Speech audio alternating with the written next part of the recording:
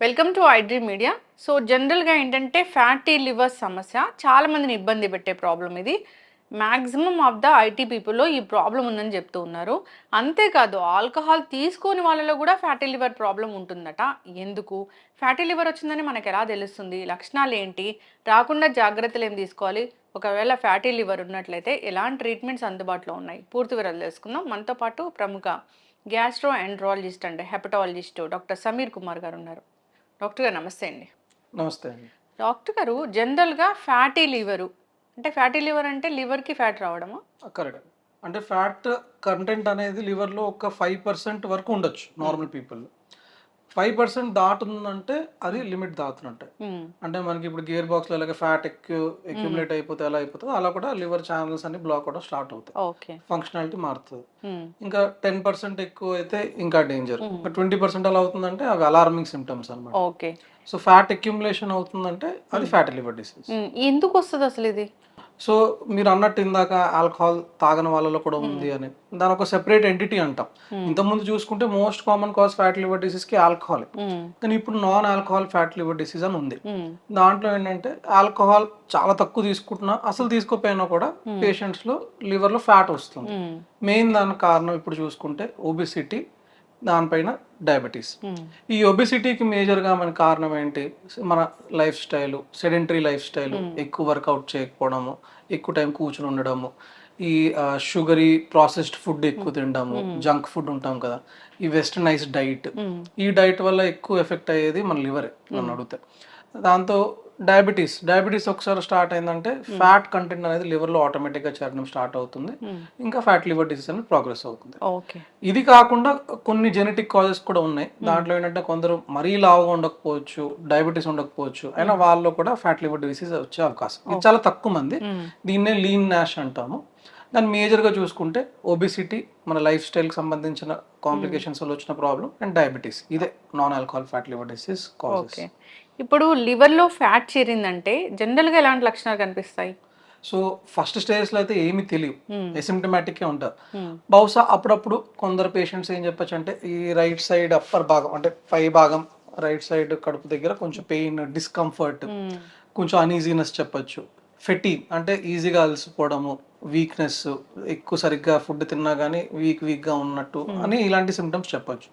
కానీ most likely అయితే మాత్రం అది ఎండ్ స్టేజ్ లివర్ డిసీజ్ కానీ సిరోసిస్ డెవలప్ అయిన తర్వాత మేము చూస్తాం. అప్పుడు ఆలోచించుకుంటే ఆ పేషెంట్కి ముందు నుంచి ఫ్యాట్ లివర్ డిసీజ్ ఉంది, దానివల్ల ఇది వచ్చిందని మనకు తెలుస్తుంది. సో ఫస్ట్ లో సిమ్టమ్స్ అనేది ఏమీ ఉండవు. ఇలా ఫ్యాటీ లివర్ వస్తే అంటే మన బాడీలో అసలు ఏం జరుగుతుంది డాక్టర్ గారు? చాలా క్రానిక్ స్టేజ్కి వెళ్ళాక అంటే ఎలాంటి సిమ్టమ్స్ తెలుస్తాయి? ఎట్లా అసలు ఏం జరుగుతుంది ఫంక్షన్లో మార్పు అంటే? సో మనకి ఫ్యాట్ లివర్ డిసీజ్ ఇప్పుడు చూసుకుంటే మోస్ట్ ఆఫ్ ద పేషెంట్స్ ఏదైనా అల్ట్రాసౌండ్ జనరల్ రొటీన్ చెకప్లో చేసుకుని వస్తే దాంట్లో fatty liver grade 1 grade 2 fatty liver అని వస్తుంది. లేదు ఎల్ఎఫ్టీ చేస్తే అబ్నార్మాలిటీ ఉంటుంది, ఇలా మనకు దొరుకుతుంది. కానీ ఎగ్జాక్ట్గా చెప్పాలంటే ఇది ఓన్లీ లివర్కే మనకు కనిపిస్తున్న ఎఫెక్ట్. లివర్ కాకుండా మనకి కార్డియోవాస్కులర్ సిస్టమ్ అంటే హార్ట్కి సంబంధించింది, సెంట్రల్ నర్వస్ సిస్టమ్ అంటే బ్రెయిన్కి సంబంధించింది, ఇవి కూడా ఎఫెక్ట్ అవుతాయి. సో మన ఫ్యాటీ లివర్ డిసీజ్ పేషెంట్స్లో చూసుకుంటే వాళ్ళకి కార్డియాక్ కాంప్లికేషన్స్ ఎక్కువ ఉంటాయి. అంటే వీళ్ళకి హార్ట్ అటాక్ వచ్చే అవకాశము, స్ట్రోక్, పారాలసిస్ వచ్చే అవకాశం. ఎందుకంటే ఫ్యాట్ ఇక్కడే కాదు బాడీలో కూడా చేరుతుంది. వాళ్ళ లైఫ్ స్టైల్ అవన్నీ కూడా చూపిస్తుంది, ఎఫెక్ట్ చూపిస్తుంది అనమాట. సో ఈ లక్షణాలు కాకుండా అంటే లివర్ పక్కన పెట్టుకుంటే liver cirrhosis, liver damage okay, cardiac complications, neurological complications కూడా ఉండే అవకాశం చాలా ఎక్కువ. ఓకే. ఇప్పుడు డయాబెటీస్ ఉన్న వాళ్ళు ఉన్నారు డాక్టర్ గారు, ప్రతి ఇంట్లో ఒక డయాబెటిక్ పేషెంట్ అయితే ఉంటూ ఉన్నారు అన్నప్పుడు వాళ్ళకి లివర్ బాగుండాలి అంటే జాగ్రత్తలు ఏం తీసుకోవాలి? సో మీరు అన్నట్టు ఆల్మోస్ట్ ఇప్పుడు ఇండియా WHO ప్రకారం అయితే 35% to 40% ఇండియన్ పాపులేషన్లో డయాబెటీస్ ఉంది. అండ్ డయాబెటీస్ ఉన్నప్పుడు మనం ఫస్ట్ జాగ్రత్త పడాల్సింది షుగర్ కంట్రోల్తో పాటు లివర్, హార్ట్, కిడ్నీస్, ఇవన్నీ ఐస్ కూడా ఎఫెక్ట్ అవుతాయి, కానీ ఇవన్నీ తెలియకుండా ఎఫెక్ట్ అయిపోతుంటాయి. సో ఇలా మనం లివర్ని కాపాడుకోవాలనుకుంటే డెఫినెట్గా నన్ను అడిగితే డైలీ అట్లీస్ట్ ఒక 45 minutes అయినా mild to moderate activity like walking, లేదంటే కొంచెం రెసిస్టెంట్ ట్రైనింగ్, జిమ్లో కొంచెం వెయిట్స్ ఎత్తడము, అట్లీస్ట్ 45 minutes చేయాలి. వీక్కి 5 times అయినా చేయాలి. ఈ junk food, excess carbohydrates, excess sugary containing drinks, cool drinks, కంప్లీట్గా అవాయిడ్ చేయాలి. ఇంకా ఫ్యాట్ లివర్ డిసీజ్ ఉంటే ఆల్కహాల్ అయితే జనరల్గానే తీసుకోకూడదు, ఫ్యాట్ లివర్ డిసీజ్ ఉంటే డెఫినెట్గా తీసుకోకూడదు, ఓకే. కంప్లీట్గా అవాయిడ్ చేయాలి. So life style, activity and diet ఇవి మెయింటైన్ చేస్తే సరిపోతుంది. డయాబెటిక్స్, నాన్ డయాబెటిక్స్ కూడా ఇదే సజెషన్ ఉంటుంది. ఓకే.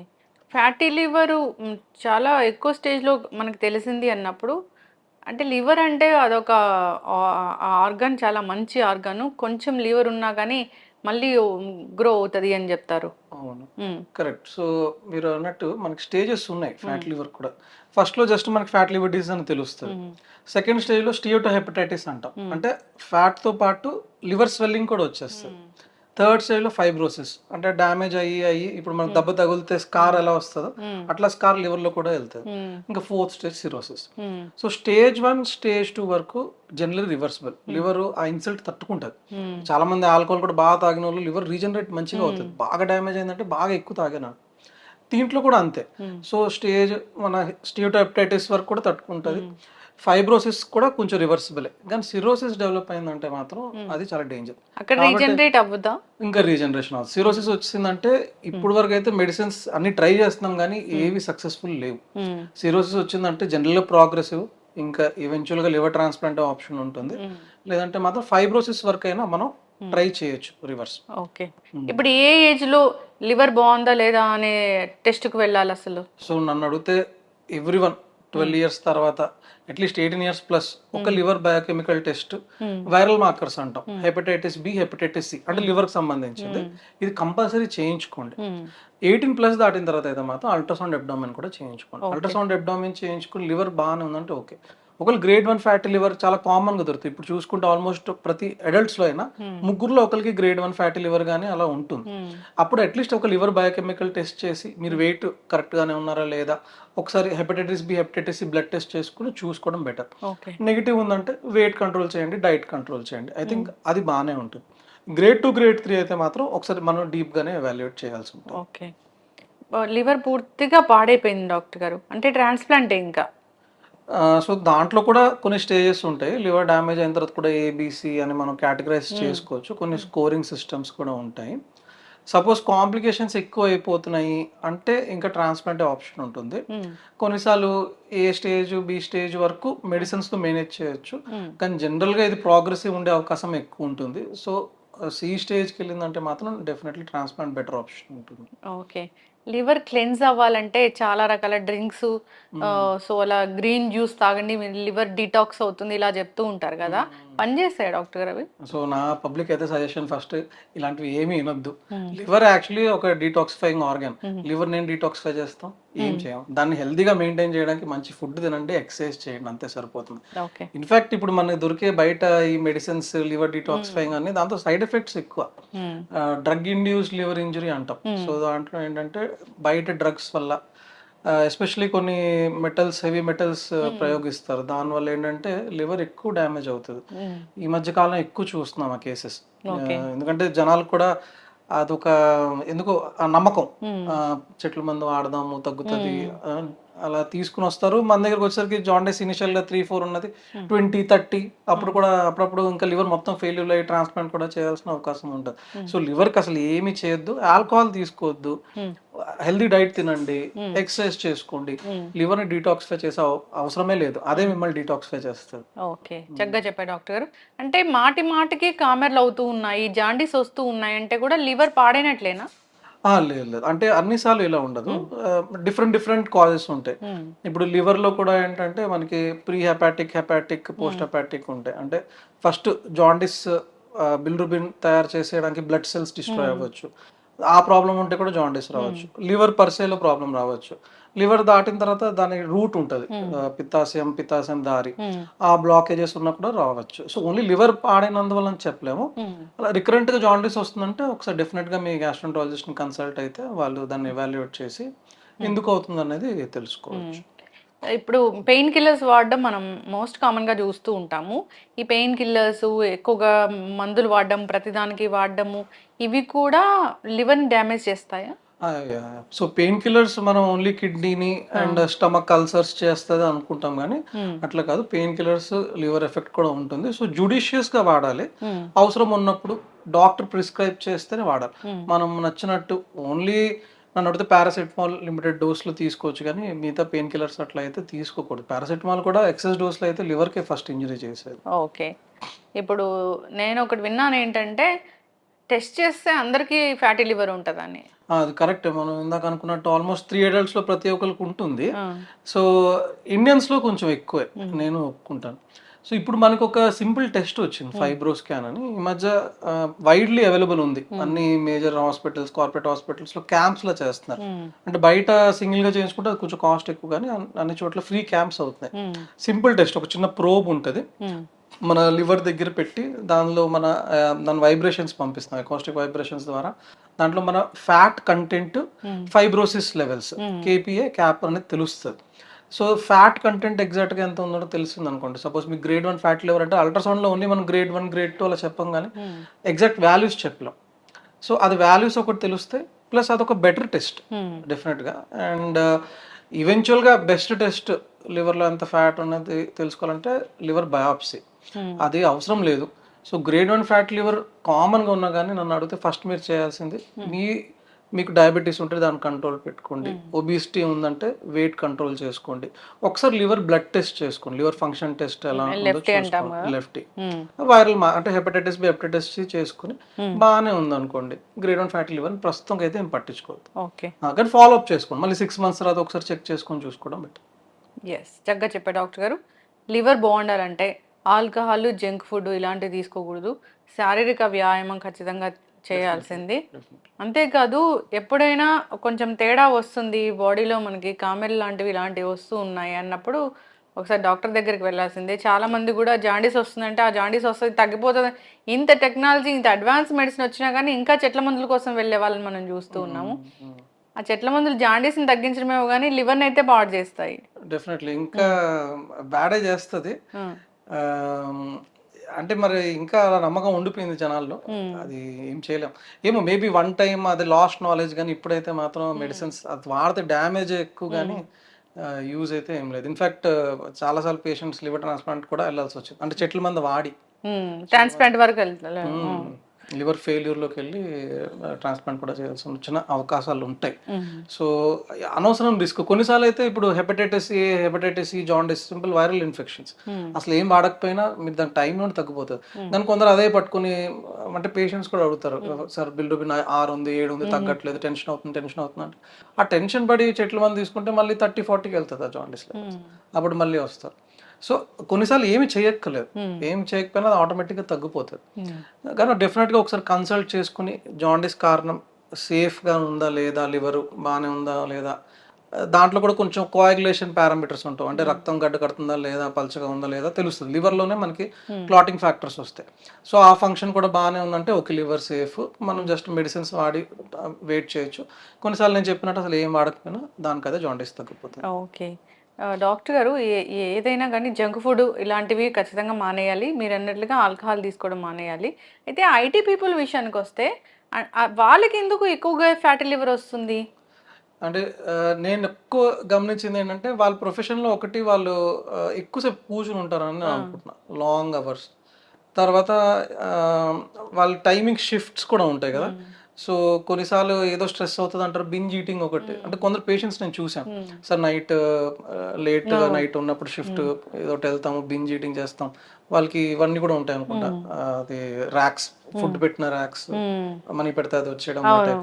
సో ఏదో ఒకటి తింటారు, చిప్స్ ప్రాసెస్డ్ ఫుడ్, ఇవన్నీ చాలా డేంజర్, చాలా డేంజర్. ఇన్ఫాక్ట్ అవి కార్సినోజన్స్ కూడా దాంట్లో, అవి కంప్లీట్గా అవాయిడ్ చేయాలి. సో ఈ విధానంలో ఒకటి sedentary life style, untimely food, excess carbohydrate, junk food, దీనివల్ల ఎక్కువ వాళ్ళలో ఉంది, డెఫినెట్గా ఉంది. కానీ అలా అని చెప్పి కొందరు నేను చూసిన వాళ్ళు చాలా మంచిగా టైం మెయింటైన్ చేసుకుని ఫిట్నెస్ ఫ్రీక్స్ చాలా మంచిగా ఉన్నారు, they are doing well. Doctor గారు, ఇప్పుడు లివర్ పాడైంది అన్నప్పుడు ఫేస్ మీద పిగ్మెంటేషన్ వస్తుంది, పొట్ట లావ్ అయిపోతుంది, కాళ్ళల్లో నీరు చేరిపోతుంది, ఇట్లాంటి లక్షణాలు చెప్తారు కదా, నిజంగానే దీనివల్లే అది అవుతుందా? Yeah correct. సో మీరు చెప్పే ఏదైతే సిమ్టమ్స్ ఉన్నాయో అది లివర్ సిరోసిస్, అంటే లివర్ కంప్లీట్గా ఇంకా రివర్సిబుల్ డ్యామేజ్ కాదనమాట, అది ఇర్రివర్సిబుల్ డ్యామేజ్ ఆ స్టేజ్కి వెళ్ళినప్పుడు. సో దాంట్లో ఏంటంటే మనకి ఆల్బమిన్ ప్రొడక్షన్ లేకుండా, ప్లస్ ఇంకా లివర్ అనేది డీటాక్సిఫికేషన్ తో పాటు చాలా ఫంక్షన్స్ ఉంటాయి. ఆల్బమిన్ ప్రోటీన్ అంతా సింథసిస్ జరుగుతుంది. సో ఇవన్నీ లేకుండా ఏంటంటే కడుపులో నీళ్ళు చేరిపోవడం, సో కడుపులో నీళ్ళు తీయాల్సి ఉంటుంది. బ్లడ్ వామిటింగ్ చేసుకుంటారు. బ్లడ్ వామిటింగ్ చేస్తే మనం ఎండోస్కోపీ చేసి ఎక్కడి నుంచి లీక్ అవుతుందో చూసి దాన్ని కంట్రోల్ చేయాల్సి ఉంటుంది.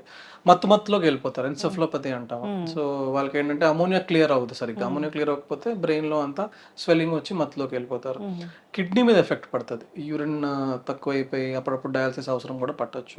సో ఈ సిమ్టమ్స్ అంటే బ్లాక్ కలర్ కూడా, సో ఈ సిమ్టమ్స్ జనరల్ గా వస్తున్నాయి అంటే ఇంకా liver end stage liver disease ఇది. సో ఈ టైంలో మనం ట్రాన్స్ప్లాంట్ అనేది ఆప్షన్ చేసుకోవాలి. ట్రాన్స్ప్లాంట్ చేసిన తర్వాత కలర్ ఇవన్నీ కూడా రిటర్న్ వచ్చేస్తాయి. చాలాసార్లు చూస్తాం, పేషెంట్ ఫేర్ గా ముందు ఉన్నారు, లివర్ డిసీజ్ వచ్చాక నల్లగా అయ్యారు, మరి ట్రాన్స్ప్లాంట్ తర్వాత ఫేర్ అయిపోతారు. ఇలాంటివి ఉన్నాయి డెఫినెట్ గా. ఓకే, చక్కగా చెప్పారు డాక్టర్ గారు. లివర్ బాగుండాలంటే మీరు చెప్పిన హెల్దీ లైఫ్ స్టైల్ ఖచ్చితంగా మెయింటైన్ చేయాల్సిందే.